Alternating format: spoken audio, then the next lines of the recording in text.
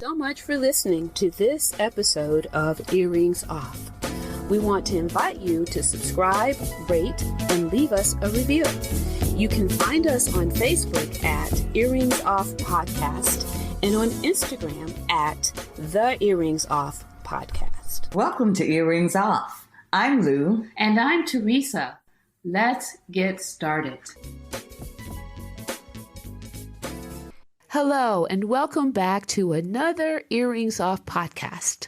In this episode, Lou and I have an inspiring conversation with Kanika Vasudeva, a coach who inspires heart-led professionals, coaches, and anyone seeking more fulfillment to grow their income, visibility, and confidence in a way that feels steady and aligned. Kanika's approach is unique. She combines energetic clearing and intuitive guidance with practical strategies, helping people not just build their businesses, but step into their authentic voice and lead their lives with confidence, purpose, and ease. She shares actionable insights on clearing hidden patterns that are blockers and provides practical steps that can be used to expand your capacity to achieve what you're seeking. These insights can be applied by everyone, whether you're in business or simply looking to create more alignment and abundance in your life. If you're ready to learn how to align your actions with your true self, communicate your value with clarity, and create lasting transformation, keep listening. Kanika's wisdom and practical tools will inspire you to step into your worth and unlock new possibilities for your business and your life. Stay tuned. We have with us Kanika Vasudeva. Welcome to Earrings Off. Thank you for joining us. Oh, thanks for having me, Lo and Teresa. I am really happy to be here. Great. Kanika, what's really happening when someone freezes around their price or struggles to attract clients? That's a wonderful question, isn't it? And I'm sure all of us who are starting a business have done that. Yeah. In fact, I was talking to a client yesterday, and she's talking about a story. She's like, oh, but I love doing this work. So there was even a struggle charging anything, like, let alone putting a price on it. The reasons are a lot. As we grow up, we have been given external validation. So we look at someone else to tell us, oh, you did this, and so you did a good job. We go into the workforce, they give us a salary, and we think this is what I'm worth of. Our partners will tell us what is the right thing, what is wrong about us. Yeah. So we are so used to external validation and external pricing in that sense. It's not exactly pricing, but they're telling us what's good about us, what is okay, what's not okay. And especially when you are talking about your price, that's like, oh, this is what I think my price is. This is what my worth is. And then people will usually fall into the lap of, well, this is the amount of time I'm spending. This is maybe the software if they're figuring out all of that. And then they'll go, okay, time equals money, conversation, that block. And we go, well, this is the price. Yeah. But the real price is not any of that. The real price is the results. It's a transformation that you bring. If your work is adding value, where it gives them maybe more peace, it helps them think about a situation in a different way, have more loving relationships with their kids, with their family members, that's the transformation that you're bringing. If you looked around, let's say, you looked at hotels and you looked at maybe just a very cheap, small place with a room, nice, easy, but that's no frills. So there's a different price point for it. But if it's a 5-star, 7-star holiday, there's a different price point for it. You're still paying for one night, same time. Price is different because the result that you get is different. The feeling that you have with that, that's different. So when you think about your price, think about the result and the transformation that you're going to offer. Mm-hmm. When you do that, you allow your client to step into that transformation. So allow yourself to feel worthy and allow the other person to step into that higher worthiness for themselves. I really like thinking about the results and attaching your value to that, sort of helping in that assessment. I like that. Yeah. I like that. I like that as well. But how do you get to that point, though? Of seeing the result? How do you change what the old way of thinking as you started out describing how we look at value, right? So how do you Yeah. change it? How do you get to that point where now you're going to just you should look at or consider the result versus the value you think it should be? Does that make sense? Yeah. Get what I'm Oh, saying? totally does, Teresa. Totally does. Because, and it is so spot on. Because when we are doing that, whether that is a coach, whether we are selling as a business person, we're selling a product and we say this is the price and we lower the price, essentially, that's our own value of our self worth. If you were talking about rooms, room is the same. Like, what is the person going? They're sleeping, they're getting the shower and so on. But, it's one night price and that's different. But that's because the 5-star hotel has decided that, well, it's going to be a better experience. First, the 5-star hotel has decided that it's going to provide a better experience. When I decide that this is the transformation I'm going to provide, so that's my internal calibration. I'm saying I'm bringing that result. Okay. Through a product, through a service, but I'm saying I'm doing that. And I'm raising my own awareness that, okay, I'm bringing that and I'm raising my worth with that, with the service that I'm offering. This is the extra frills. This is what you're going to get by being with me, by receiving the tools that I have to offer. But it's that internal calibration first. It really speaks to inner worth. It speaks to inner trust. Mm-hmm. Okay. How much do I trust myself? Yeah. Yeah. I Oh, like so Kanika, what is one simple way to start clearing a money block? It's a beautiful question. Beautiful. Because we think it's an external thing a lot of times. Money's not coming to me. Mm-hmm. I'm going to flip it and I'm going to ask you, when is money trying to come to you and you're stopping it? Mm-hmm. I'll give you examples. Think about it. Somebody compliments you. How do you receive it? Do you say, no, my hair, they just Yeah. look good because I Yeah. washed them today? Yeah. Or do you really take it and go, yep, my hair looks good? Mm-hmm. yeah. When you go to the grocery store Mm-hmm. and you are looking at even cheese, and then you look at a slightly higher priced cheese, which you can afford, will you do that or will you just go for the cheaper one? Mm-hmm. It's receiving, right? If you are thinking about your birthday, do you celebrate your birthday? Do you celebrate yourself?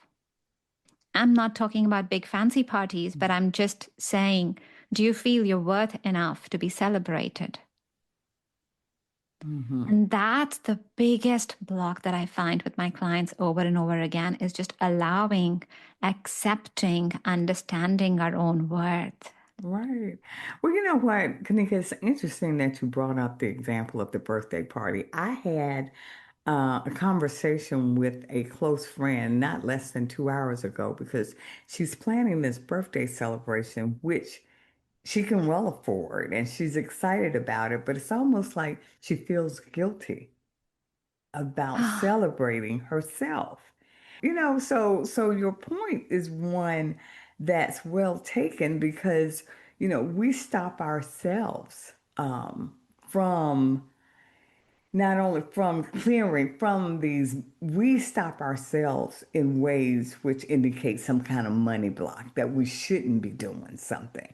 And that's what I see in her. And I'm so puzzled by it because she clearly can afford this and she's looked forward to it. But she's got a weight attached to it because she just doesn't somehow in there doesn't feel worthy of this celebration. And Wow. I was hesitant to share, but since you shared that one, thank you. I have quite the opposite. Uh-huh. I have a friend who thinks right much of herself, and her retainer, just to talk to people she's a lawyer, $5,000. Hmm. I'm like, that's too much. People can't afford that. And she says, well, then they don't get my services. You know what I Yeah. mean? Yeah. It works Yeah. for her. She's doing very well. So she clearly doesn't have a money block. She understands the the value in what she presents and what she can share with the individuals who hire her. She understands what she's going to give them, and Yeah. she projects that, and people readily Yeah. pay her that. But yeah, Yeah, but so I am a coach and I specialize in helping people have more money, more visibility, and more meaning. Money is an energy that I have studied out of interest, out of love, out of need, everything. yeah. And it's very interesting. I'll give you my personal example. Same teacher, same coach. I have, in the beginning of my career, because I wanted to be more accessible to people, I've Mm-hmm. offered my services for free. Then I've offered them at a really, really affordable price. Then I've increased the prices. I've almost done it like an experiment, also starting out, so just trying new things and seeing what works. Where I did it for free, people stepped in sometimes, people did not step in. Where it was affordable, they could not always do the transformation. And surprisingly, when I have raised my price, so I actually go every year and I increase my price because I have grown up. Mm-hmm. Yeah. There's a frequency of what I offer, and that has grown. And Mm-hmm. I find that when people pay that full price, they can actually have higher transformation. Same Wow. teacher, same thing. And I talk to so many other coaches. I see that with my clients as well as I coach them through their own coaching journeys. We see the same thing all the Wow. time. You raise your price, the people who come in, because when they pay that price, when someone is paying your friend $5,000 and they walk in with that, they go like, well, I deserve this. I deserve this, whatever that legal Mm-hmm. case is going to bring them. They understand that this is the transformation they're ready for. They're not in that maybe state. They're not like, oh, it will happen. Maybe it will happen. Might happen. They're not that. They're like, this is what I want. So they're really bringing in that energy of intention and it shifts the world. Mhm. Mm-hmm. Okay. Wow. Why why does visibility feel scary for so many leaders? Uh, visibility. And visibility has different forms, right? The Mm-hmm. way we understand it, it would be, well, showing up on social media. It would be what you say in an event, what you say in a meeting. It can be different forms. But visibility itself is a process of growth. What you say, what are the words that come out, what is the message that you want to share? It's a process of growth. So I myself would be understanding how I am. And okay, maybe today I understand and I feel, well, this is what I have to offer. But as you continue on, that awareness changes. I'll give you examples. Um, some time ago, when I separated from my husband, I was having a lunch with my friend. And she asked me, as we were sitting down for lunch, she said, well, what would you like to have? Very difficult choice for me at the time Mm-hmm. because I had so much done everything for my son, for him. Like I hadn't really thought of me. Not that they were controlling me or saying this is what you have to do, but I was just subconsciously doing it for them. Now, was I authentic that time? I totally was. I really could not figure out what to order for my lunch. I had to think, right? Mm-hmm. What do I need? Mm-hmm. because if you had asked me what do other people need, I would be so switched on with that. But my own need was very hard. So visibility or self-awareness works the same way. In time, now if you ask me, what do you want for lunch? I'll tell you. Other things, I'll tell you. I've gotten clearer over time. Visibility starts first with that. What is it that you want to say out? So we might often begin with what we think other people want to hear from us. And then we say that, and then we go, well, my message is not landing. But it's not landing because it is not your energy. Because you're looking at others and you're going like, well, what is the trend? What should I say? Yeah. You're trying to be the perfect person. Once you get comfortable in your skin, in your weirdness, in your original authenticity, and it will come up with time. It's just a process of peeling. Then that visibility is a lot more authentic, natural extension. But wherever you feel like you have to stretch yourself in an uncomfortable way, that you have to show up and it feels overwhelming. If it feels overwhelming to you, it also feels overwhelming to the other person. That's why they're not resonating. Like, do you for visibility, do you and do you better. Okay. Okay. Well, then, what makes visibility feel safe for someone who fears being seen? That is because they are now being themselves. They're not stretching out. They're not doing something else that they're not. It's natural extension. Visibility is self-expression. And when it's very aligned to what you want to say, whether that is social media, whether that is just meetings, like a conversation like this is not pressurizing for me at all, because even if we met outside, we were not recording, this is how you would have me. Uh-huh.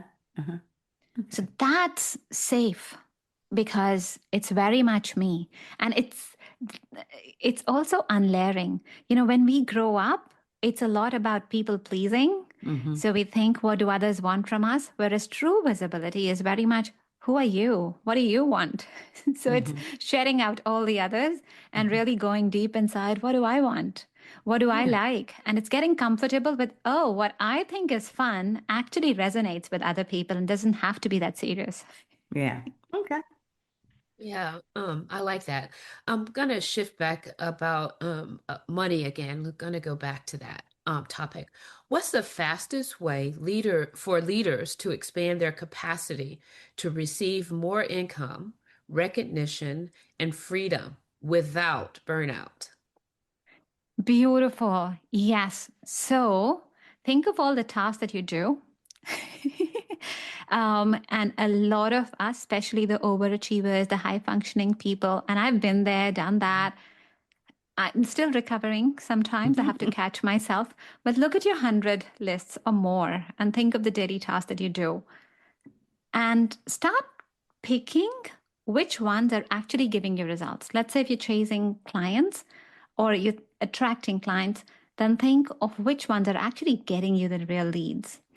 Think of the one, bucket them into pieces of what is really required versus maybe you've just been doing it out of habit. There's a structure. There's some other guru who said something. They said that you should be on YouTube. You should post on Insta so many times. Right. Maybe they said that, and maybe that is not your magic. Maybe that's actually not working out. So what I would say is start cutting down your list. Cut it down to 20% of what you have. Magic will start happening there. The next level of magic is that when you've got that trimmed down list, whatever you're doing, pick your top focus and just do that better. Do it with more mastery. You'll see it with all the great people in the world. Anybody you resonate with, whether that's a celebrity like Taylor Swift or a great musician, you will see that what they do that better, and they just do that over and over again. That's your magic, not doing more, but doing you better. I like that. I like that a lot. Okay. What does embodiment look like in daily leadership? Daily leadership, and it's again moving on to that doing you better. It is really you being a lot more you and enjoying that, getting easy. It's Really, like Michelangelo once said when he was asked about his sculpture and how does he sculpture, and he said, well, the sculpture already exists. He peels off the layers that are not needed. And that's what you've got to do with you. That's what embodiment looks like. You literally peel off the stuff that's not needed. So in the beginning, it might be that you're looking at the activities, and there's some activities that you can stop doing. Then as you move on, there might be, well, I can do this bit, but this is not my zone of genius. And so you start outsourcing, you have other people do that for you. And then as time evolves, you might go like, well, there was one time when I really enjoyed doing a particular thing. Maybe I really enjoyed podcasting at some point in time. But, now I don't like that anymore. Now I want to shift my focus to philanthropy or whatever that new thing is. But go on, do that. Do you, what excites you. Your unique essence, your joy is what the world needs. Just do you and keep doing you, and find other people to start doing the rest of the bits, and you just do you and do more you. You look at Bill Gates, you look at Steve Jobs, and if you see their creations, what they've created more because they were just so focused on what they were creating. Everything else was a byproduct, like it sort of happened around it. But they focused on what they wanted to create. And that's that laser focus that you want to have as a leader. But what is it that you stand for? What is your legacy? What are you leaving behind? Focus on that. The rest, you find other people to do it, but you focus on your zone of genius and keep becoming the master and keep honing that master, bringing that to the world. Okay. What kind of results do you see with your clients in the first 30 days? I love that question. So many. My clients are so weighted.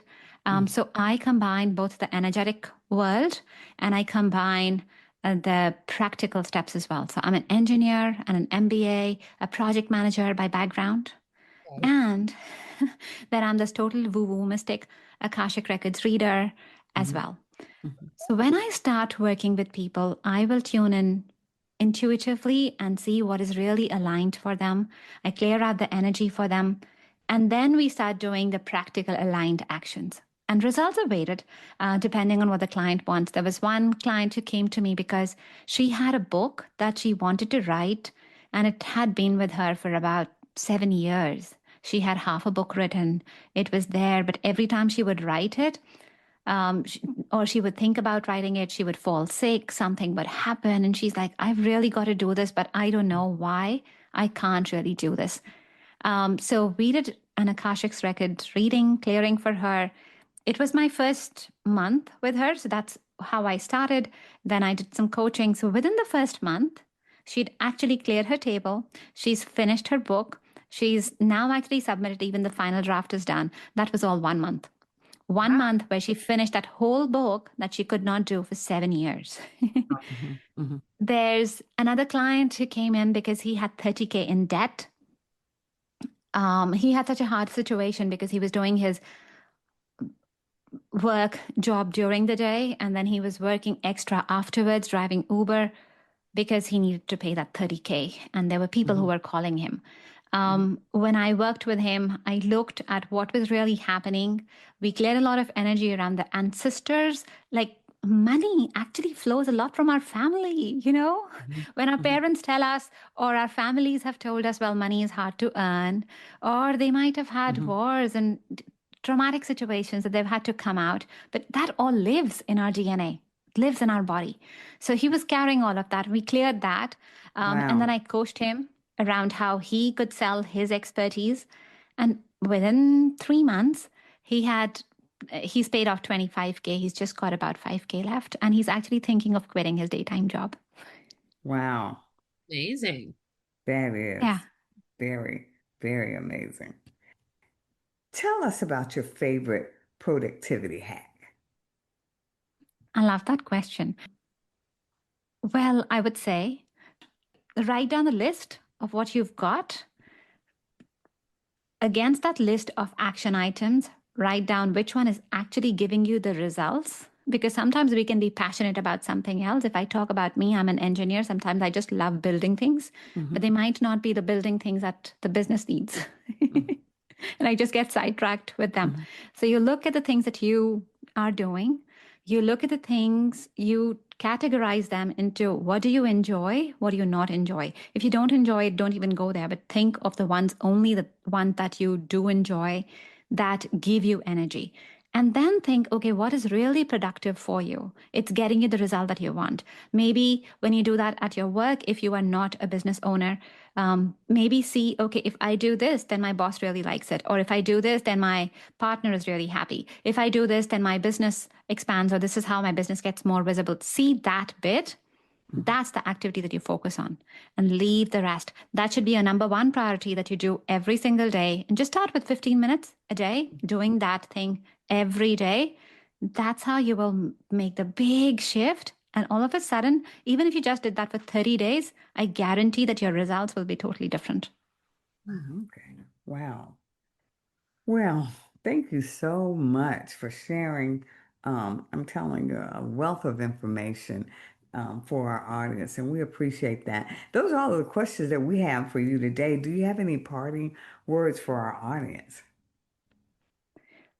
Yeah, I would say that whatever you are called for, sometimes we get afraid and we feel, I don't know this. I don't know the how. I don't know how I can get there. This is so big. This is beyond me. But if that calling is not leaving you, think instead that the calling has chosen you. So stop figuring out the steps. Do the baby steps. Just do the first little leap. The rest of the steps will show. But step in, lean into you. I love that. Yeah, yeah. Can you share your website or how they might be able to get in touch with you? Yeah. Yes, that's my favorite thing. Reach out to me, send your comments, ask me your questions. I love to answer, especially if you want to have more money or if there is a calling that you really want to bring to life. I would love to help you. I can be reached at Kanika Energy Coach. Kanika, Kanika Energy Coach. You can find me on LinkedIn. You can find me on Instagram, YouTube, or my website is artoflifecenter.com, artoflifecenter.com. And I'd be so happy to have a chat with you and help you with your next steps. All right. Again, thank you so much for joining us here today on Earrings Off. We really appreciate it and we wish you well. Take care. Thank you so much, Lou and Teresa. It was so amazing to be here.